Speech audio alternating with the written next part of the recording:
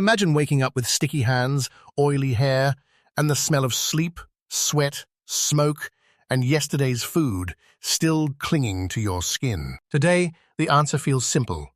Turn on the sink, grab soap, step into warm water, and let the dirt disappear in seconds. Now remove all of it. No soap, no shower, no bathroom, no hot water, and no clean towel waiting on a shelf. Then, place yourself in a prehistoric camp where dirty hands touch meat, berries, stone tools, animal hides, mud, children, and shared food. The same fingers that scrape a hide may later lift food to the mouth, while the group sleeps close together for warmth. So here is the question. How did ancient humans stay clean when the most basic thing in your bathroom did not exist? Maybe the better question is not whether they were clean by our standards, but whether they were clean enough to survive. Because in prehistory, cleanliness was not about smelling nice, it was about wounds, food, children, insects, and the safety of the camp. A wound could heal or become dangerous. A meal could feed the group or make everyone weak before the next cold night. A child scratching through the night was not a small annoyance. It could mean parasites, poor sleep, and another problem for tired adults. Modern people often imagine ancient humans as filthy and helpless, but that picture is too simple and probably unfair to their intelligence. They did not have soap, but they had eyes, noses, touch, memory, disgust, discomfort, and other people watching closely. They knew when something smelled wrong, when food looked rotten, when water was muddy, and when a dirty wound needed attention. They did not need modern science to notice patterns. Rot brings sickness, scraps bring insects, and dirty bedding makes the body suffer. Long before soap became a product, humans were learning an older rule. Do not let filth take over the place where you sleep. To understand ancient cleanliness, we must stop using the wrong picture. They were not trying to look freshly showered or polished. They were not trying to smell like shampoo, remove every invisible microbe, or step out of a warm, tiled bathroom. For most of human life, cleanliness was practical, local, and based on what the body felt and the group could observe. Is this hand too muddy to touch food? Does this hide smell rotten? Is that water safe enough to drink? Are insects gathering near the sleeping place? Is waste too close to the fire, the children, or the drinking water? That was cleanliness. Not perfect, not sterile, not modern, but practical enough to protect bodies sharing one small camp. Our modern idea of hygiene is extremely recent compared with the long age of human survival before bathrooms and science. Even without germ theory, many living creatures avoid spoiled food, remove parasites, and keep distance from dangerous waste. Imagine a mother wiping mud from a child's face before food is shared beside the fire. It is simple, but meaningful. Imagine a hunter rinsing his hands in cold water after working with meat. Not perfectly clean, but safer than before. Imagine an elder parting hair near the fire, searching for tiny pests, while also calming a restless child. Imagine someone carrying bones and food scraps away from where people sleep, because smells can invite insects, scavengers, and trouble. This is not modern hygiene. It is older. Hygiene before the word hygiene, built from memory, disgust, and experience. And because people lived close together, one person's dirty hands or dirty sleeping place could become everyone's problem. That is the first big twist. Cleanliness was not just personal.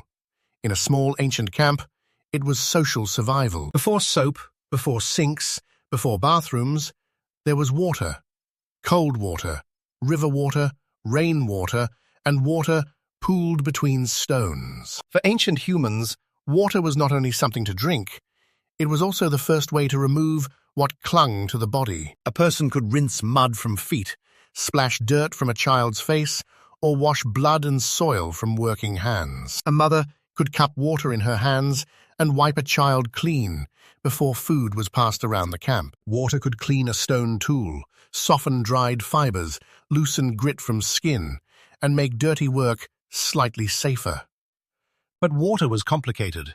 A clean-looking stream could still be risky, and a stagnant pool could carry hidden danger. Ancient humans did not know the microscopic reasons, but they could learn from smell, taste, movement, memory, and repeated consequences. Fast-moving water looked different from swampy mud, and fresh rain felt different from a pool beside old waste. Imagine a man kneeling at the riverbank, rubbing cracked hands together under the water until the dark soil begins to lift. That word matters. Friction. Rub the hands, scrape the skin, use sand, small stones, leaves, or wet grass. Soap helps oils and dirt lift away. But even without soap, rubbing and rinsing can remove visible mud and debris. Ancient cleaning was often mechanical. Pressure, scraping, shaking, drying, and repetition, repeated until something became usable again. The body itself also helped. Rain washed skin, sweat moved across it, and wading through water loosened dirt. Hands could wipe arms, fingers could comb hair, and a person could shake water from fur before returning to the fire. Was it perfect? No, but perfect was never the point. The point was removing enough to keep going. If you have no soap, your world becomes your bathroom shelf. Sand, ash, leaves, smoke, stones, water, and patient hands. Wet sand could scrub stubborn mud from skin, not gently like soap, but firmly enough to loosen what water alone missed. Ash from a cold hearth could dry sticky surfaces, absorb moisture, and help people handle messy tools or hides more easily. Smoke could change smells, dry materials, and help protect valuable hides, though it also stung eyes and filled clothing. Leaves could wipe, grass could brush, and smooth bark or plant fibers could help remove dirt from places fingers missed. A smooth stone scraper could remove dried material from a hide, a tool, or the edge of a sleeping place. Animal fat or worked hides could soften cracked skin and protect bodies from cold, but they also created new smells. A wooden stick or plant fiber could act like a tiny brush, clearing grit from teeth, nails, or tool grooves. But we should be careful. No single method fits every ancient group because climates, plants, water, and seasons changed everything. A group near a sandy riverbank might scrub with wet sand because that was the material waiting under their feet. A group living around strong hearths might use cold ash, not as magic, but as a dry, gritty helper. A group with useful plants might rub leaves on skin or bedding, though exact plant uses must be treated carefully. A sharp flake could scrape dried material from a surface, turning a dirty object back into something useful. And with nothing but hands, humans could still rub, rinse, shake, wipe, pick, dry, and check again. This is where ancient humans become more impressive. Cleanliness was not something they bought. It was something they did, together. Here is the myth break. The biggest danger was not that ancient humans looked dirty. The danger was what dirt could hide. A tiny thorn left in the skin, grit inside a cut, or old mud near food could grow into real trouble. Rotten meat, touched by flies, was not just disgusting. It could weaken a hunter before the next walk, climb, or cold night. Waste too close to camp could bring smells, insects, and unsafe water, turning a sleeping place into a hidden problem. Parasites in hair or clothing could steal sleep, spread irritation, and force tired adults to spend precious time checking children. The ground was not a clean floor. A hide was not a sanitized blanket. A stream was not treated water. Hands cracked from cold, feet cut by stone, skin scratched by branches, and smoke stung the eyes beside the fire. Children touched everything, then reached for berries or meat, so one dirty hand could quickly become a group concern.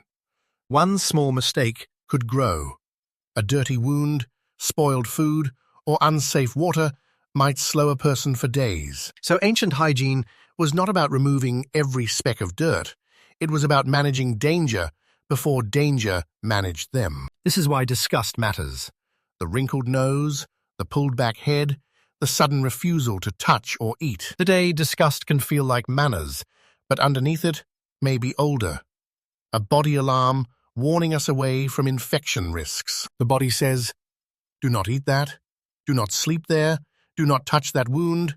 Something is wrong. When a prehistoric person stepped back from a rotten smell, that was not ignorance. It was the intelligence of survival. That may be why no soap still feels shocking today. Soap is new, but fear of contamination is ancient. Now imagine something modern people rarely experience. You cannot clean every part of your own body without another human helping you. You cannot easily see your scalp, your back, or the tiny insect hiding behind your ear after a long day. So another person checks your hair, parts it with careful fingers, and removes what you might never have noticed alone. For a child, that touch was more than cleaning. It was comfort, attention, and protection beside the fire. Someone wipes a child's face, rinses small hands, and notices scratches before those small problems become larger ones. Someone else notices swelling around a cut or sees that a tired person needs rest before the group moves again. This was hygiene as a group system. Hands, eyes, memory, and care moving from one body to another. Modern cleaning often happens behind a closed bathroom door, but ancient cleaning happened in the open, where everyone depended on everyone. They slept near each other, shared tools, shared food, shared fire, shared danger, and therefore shared the work of staying clean. A group that ignored parasites, dirty wounds, rotten food, and waste would suffer. A group that paid attention gained an advantage. The body of one person was not separate from the health of the camp. One infection could change everyone's plans. Clothing helped humans survive cold places, but clothing also created warm hiding places for sweat, smell, and body lice. Without a washing machine, the answer was maintenance. Shake it out, dry it, smoke it, scrape it, inspect it. A dirty hide was not just disgusting, it was a survival tool at risk. Warmth, bedding, shelter, and protection. Again, not perfect, clean enough. And in a cold, ancient world, that shared balance could keep the group alive. The cleanest person in the world still suffers if the camp itself becomes dangerous, crowded, smelly, or full of old scraps. So ancient hygiene had to extend beyond the body, where people slept, cooked, threw scraps, and let children play. Food preparation needed its own attention, because berries, roots, meat, tools, dirty hands, and curious children could all meet in one place. Waste and food scraps had to be kept away from sleeping places, drinking water, and the center of the firelit camp. Old smells did not just annoy people. They could signal food to insects, scavengers, and distant animals watching from the dark. A prehistoric camp was not random. People arranged life around fire, shelter, tools, food, sleeping, and safety. Even temporary camps had patterns because repeated mistakes taught people where smoke drifted, where insects gathered, and where ground became unsafe. And sometimes the cleanest solution was not washing at all. Sometimes the cleanest solution was leaving the place behind. Stay too long in one spot, and scraps build up, bedding gets dirty, insects find you, and smells become familiar to animals. Modern homes use pipes, drains, trash cans, and walls.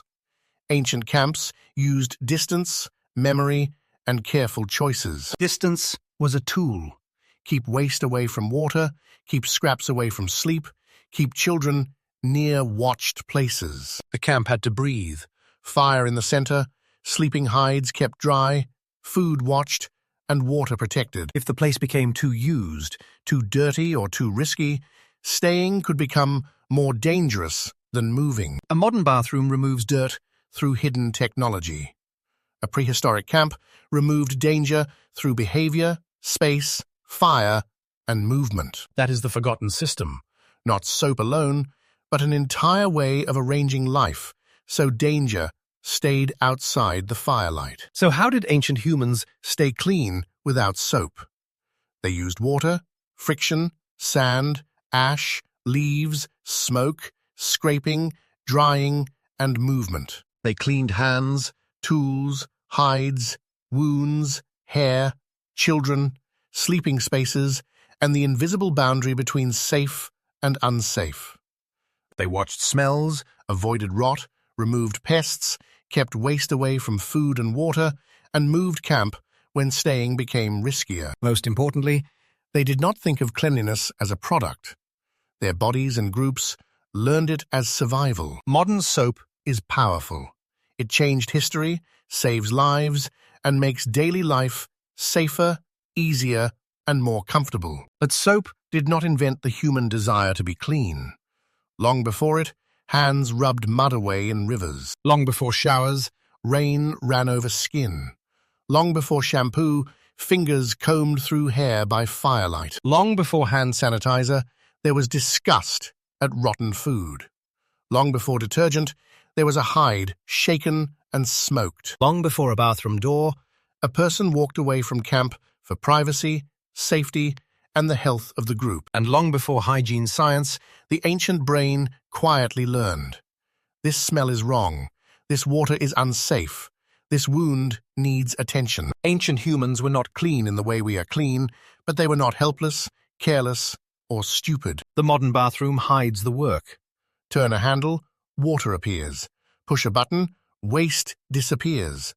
Open a bottle, soap foams. Remove that technology, and something older appears.